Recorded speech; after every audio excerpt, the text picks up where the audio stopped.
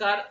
मयूर साहित्य गौरव या यूट्यूब चॅनलमध्ये आपले हार्दिक स्वागत आहे. आपण पाहताय महाभारतावर बोलू काही भाग 12. राजा शांतनूला आपला मुलगा देववृत्त भेटलेला आहे. महाराणी गंगा देवनदी गंगा हिने आपला 8वा मुलगा पित्याच्या स्वाधीन केलाय, शंतनू राजाच्या स्वाधीन केलाय आणि राजा शंतनू आपल्या मुलासोबत आनंदात आहे. मुलाला असलेलं आगाध दिव्य ज्ञान बघून राजा शंतनू हा मनोमन आनंदित झालाय. झळाळ ते दिव्य ज्ञान देवव्रत सांगतसे, झळाळ ते दिव्य ज्ञान देवव्रत सांगतसे, समाधानी बाप झाला विद्याधनी म्हणतसे. की पुत्राचं जे ज्ञान आहे, मुलाचं जे ज्ञान आहे, देवव्रतानं सांगितलं वडिलांना की ज्ञानामुळं विनम्रता मिळते.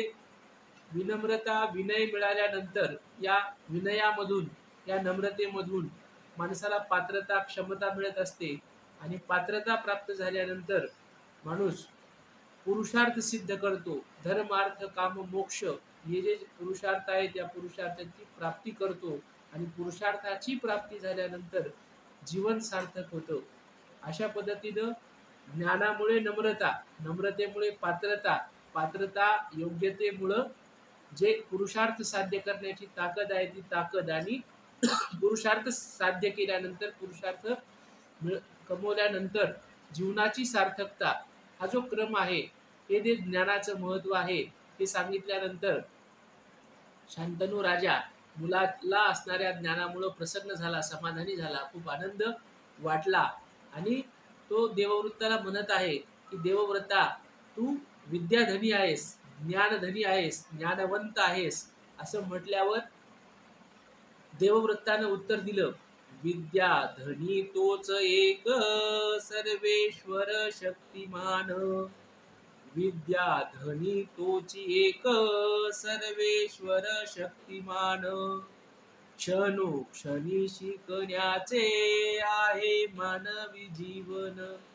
हे पिता महाराज, हे मला श्रेष्ठ असणाऱ्या माझ्या पिताश्री, की मी विद्याधनी ज्ञानवंत नाही. विद्याधनी फक्त एकच, तोच विद्याधनी आहे, तो म्हणजे सर्वशक्तिमान ईश्वर, सर्वांचा पालन करता, सृष्टी निर्माण करता, सृष्टी पालन करता, सृष्टी संहार करता जो भगवान, जो भगवंत आहे, तो भगवंत सर्वेश्वर शक्तिमान असणारा भगवंत हाच खऱ्या अर्थानं विद्याधनी आहे. आपण सगळेजण हे अजन्म विद्यार्थी आहोत. क्षणोक्षणी शिकण्यासाठी हा मानवाचा जन्म आहे. माणसानं प्रत्येक क्षणामध्ये, प्रत्येक प्रसंगामध्ये, प्रत्येक घटनेमध्ये शिकलं पाहिजे आणि शिकण्यासाठीच हा माणसाचा जन्म आहे. क्षणोक्षणी शिकण्याचे आहे मानवी जीवन. आणि अशा पद्धतीनं देववृत्त सांगत आहे, ऋषी वसिष्ठ सांगतो उडणारा राजहंस, ऋषी वसिष्ठ सांगतो उडणारा राजहंस, कर्म योग ज्ञान योग आसे दोन पंख त्यास. ऋषी वसिष्ठानं मला सांगितलंय की पक्षामध्ये श्रेष्ठ असणारा पक्षी राजहंस, हा राजहंस पक्षी ज्या 2 पंखाच्या बळावर उडतो, 2 पंखाच्या बळावर विहार करतो, तर या राजहंस पक्षाचे 2 पंख कोणते आहेत? कर्मयोग आणि ज्ञानयोग हे राजहंस पक्षाचे 2 पंख आहेत. आणि हे दोन्ही पंख बळकट असतील, हे दोन्ही पंख सशक्त असतील तरच राजहंस पक्षी हा उडू शकतो, उड्डाण घेऊ शकतो, असं मला वशिष्ठ ऋषीनं ज्ञान दिलंय. त्यावर पिता शांतनू म्हणतात की तुला वशिष्ठानं हे सांगितले तर आणखीन बृहस्पती, ऋषी बृहस्पती, त्यानंतर शुक्र यांनी काय काय ज्ञान दिलंय याचं उत्तर देत असताना देव आरंभिल्या कार्याचा त्या कर निष्ठेने शेवट, शिस्तबद्ध कर्मयोग योग्य जीवनाची वाट. बृहस्पती सांगतात की आपण ज्या कार्याचा आरंभ केलाय, ज्या कार्याची सुरुवात केलेली आहे, त्या सुरुवात केलेल्या कार्याचा आपण निष्ठेनं, प्रामाणिकपणे, प्रयत्न करून शेवट केला पाहिजे, ते कार्य सिद्ध केलं पाहिजे, कार्य पूर्णत्वाला नेलं पाहिजे. आणि असा जो शिस्तबद्ध कर्मयोग आहे, की एक काम घ्यायचं, मध्येच सोडून द्यायचं, एक काम घ्यायचं, थोडंसं पूर्ण करायचं आणि बाकीचं सोडून द्यायचं, असं न करता कोणतं जे काम आपण सुरू केले, कोणत्याही कामाचा आरंभ केला असेल तर त्या कामाची शेवट करायचा, त्या कामाची पूर्तता करायची, त्या कार्याची पूर्तता करायची. हा शिस्तबद्ध कर्मयोग आहे. एक कार्य हातात घेतल्यानंतर त्या कार्याचा सिद्धी करणं, त्या कार्याची प्राप्ती करणं, कार्याचा शेवट करणं आणि नंतर दुसरं कार्य हाती घेणं, असं बृहस्पती सांगतात, की हाती घेतलेलं कार्य शेवट केलं पाहिजे. आणि जर आपण कार्याचा शेवट केला नाही तर कार्य आपला शेवट करतं.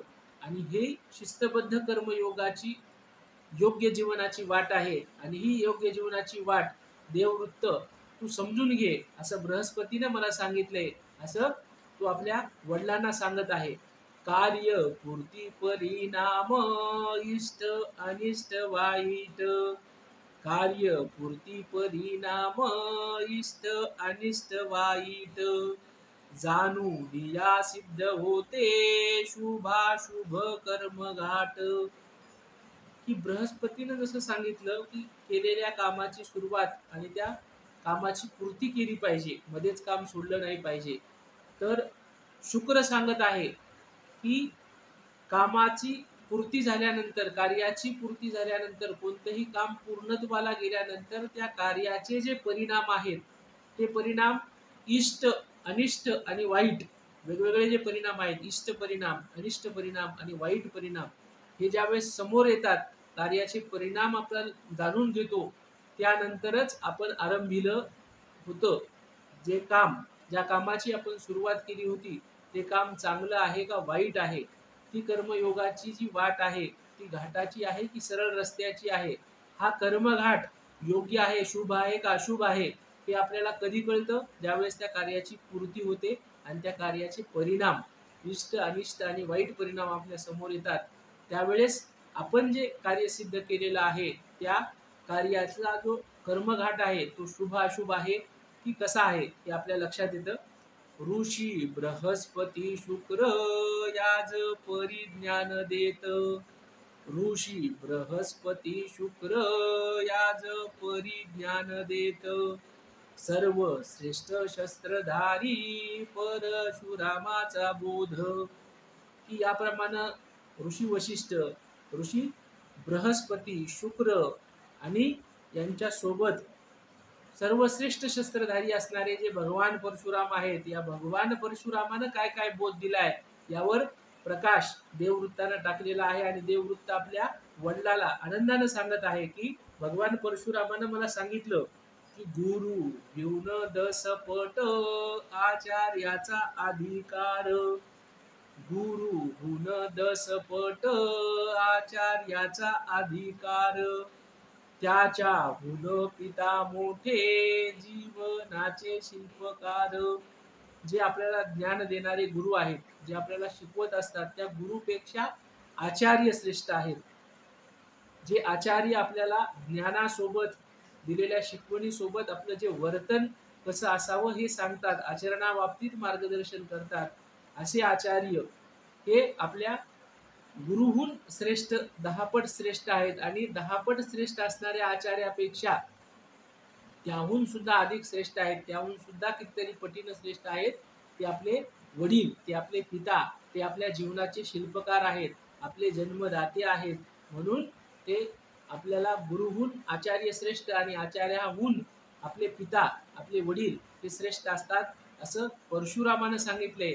आणि त्याच्याही पेक्षा आईचं महत्व पटवून देताना, मातेचं महत्व पटवून देताना परशुरामजी सांगतात, जन्मदात्या पित्याहून शतपट माता श्रेष्ठ. पुत्रा होती पुत्र जरी, माता नसे माता होत. भगवान परशुराम सांगतात, की जन्मदात्या पित्याहून 100 पटीनं जन्म देणारी आई, माता, जननी माय ही श्रेष्ठ आहे. आणि जरी पुत्राला पुत्र होत असले तरी मातेला कधीच माता होत नाही. माता आपल्या आयुष्यात पुन्हा दुसरी माता मिळू शकत नाही. हे जे जीवनाचं खरं उदाहरण आहे, ते भगवान परशुरामानं देववृत्ताला सांगितले. आणि देववृत्त आपल्या वडिलांना सांगत आहे. आणि हे सांगितल्यानंतर राजा शंतनू आपल्या मुलासोबत द्यूत क्रीडा, चौसर खेळ जो आहे तो खेळ खेळत आहे. ज्या खेळाला जुगार म्हटलं जातं, ज्या खेळाला अ, काही ठिकाणी त्याच खेळाला सापशिडीचा खेळ म्हटलेला आहे, काही ठिकाणी बुद्धिबळाचा खेळ म्हटलेला आहे, काही ठिकाणी जुगार म्हटलेला आहे. तर असा द्यूत क्रीडा, अशी जी चौसर खेळ आहे, या चौसर खेळ आपल्या मुलासोबत राजा शांतनू देवव्रतासोबत खेळत आहे.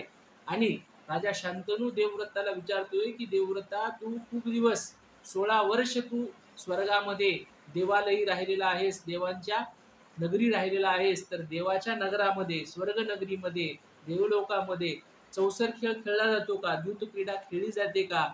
याचं उत्तर देत असताना देववृत्त सांगतोय की पिता महाराज, की स्वर्गामध्ये सुद्धा, देवलोकामध्ये सुद्धा द्यूत क्रीडा खेळली जाते, पण तिथली द्यूत क्रीडा वेगळी आहे. तिथला जो बुद्धिबळाचा खेळ आहे, तिथला जो सापशिडीचा खेळ आहे, तो हा वेगळा आहे.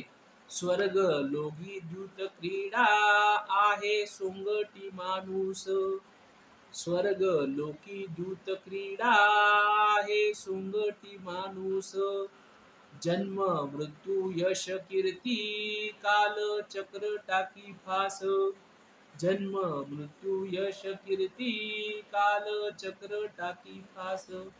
देववृत्तानं सांगितलं की पिता महाराज, चौसर खेळ द्यूत क्रीडा ही स्वर्गामध्ये सुद्धा आहे, देवलोकात सुद्धा आहे, पण तिथला द्यूत क्रीडेचा खेळ वेगळा आहे, तिथला जुगार वेगळा आहे. तिथला जुगार आणि तिथल्या या द्यूत क्रीडेमध्ये सोंगटी म्हणून माणसांचा उपयोग केला जातो. माणसं सोंगटी म्हणून, जो मनुष्य आहे त्या मनुष्याचा वापर सोंगटी म्हणून होत असतो. आणि या माणसाचा जन्म मृत्यू, त्याचं यश, त्याची कीर्ती, याचे जे फासे आहेत, हे फासे टाकण्याचं काम कालचक्र करत असतो. स्वर्ग लोकी द्यूत क्रीडा, द्यूत क्रीडा स्वर्ग लोकी आहे सोंगटी माणूस, जन्म मृत्यू यश कीर्ती काल चक्र टाकी फास. आणि माणसाच्या जीवनात येणार जन्म मृत्यू यश कीर्ती, हे कालचक्र जे फासा टाकत आहे, कालचक्र जे फासे टाकत आहे, त्या टाकणाऱ्या फास्यावर माणसाचा जन्म मृत्यू यश कीर्ती अवलंबून असते. असा जुगाराचा खेळ स्वर्गलोकामध्ये खेळला जातो, ज्यावरून माणसाचा जन्म ठरतो, ज्यावरून माणसाचा मृत्यू ठरत असतो, माणसाला किती प्रमाणात यश मिळणार, माणसाची किती कीर्ती होणार, ही स्वर्ग लोकामध्ये असणारी जी सापशिडी आहे, तिथला जो द्यूत क्रीडेचा खेळ आहे, त्यावरून ठरत असतं. अशा पद्धतीचं दिव्य ज्ञान देववृत्त, जे देववृत्तानं हे ज्ञान मिळवलंय ब्रह्मर्षी वशिष्ठ, बृहस्पती, शुक्र, ऋषी भार्गव यांच्याकडून हे सगळं ज्ञान मिळवलंय. आणि हे सगळं ज्ञान, जे घेतलेलं ज्ञान, साठवलेलं ज्ञान आहे, ते सगळं ज्ञान समाधानानं तो आपल्या वडिलांना, राजा शांतनूला सांगत आहे. आजच्या भागात एवढंच, पुढच्या भागात बघूयात. धन्यवाद. वृत्त सांगत आहे, आज